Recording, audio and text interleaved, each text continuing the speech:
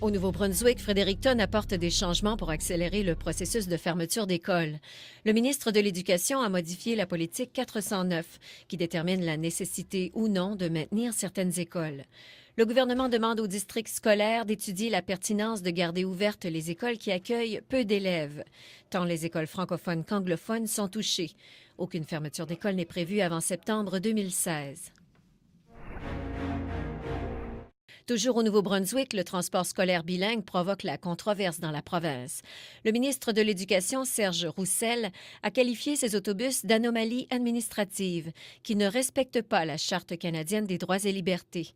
Le ministre dit avoir appris l'existence des autobus dits bilingues il y a environ un mois, lorsque le chef du NPD en a parlé comme un moyen d'économiser dans le budget.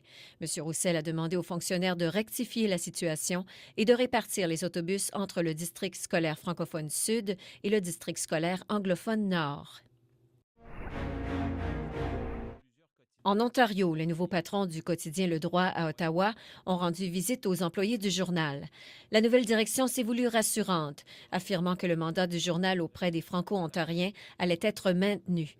Reste à connaître l'impact du virage numérique qui s'annonce sur le travail des journalistes et le nombre d'employés. Les négociations pour le renouvellement de la convention collective, échue depuis décembre, doivent commencer dans quelques semaines.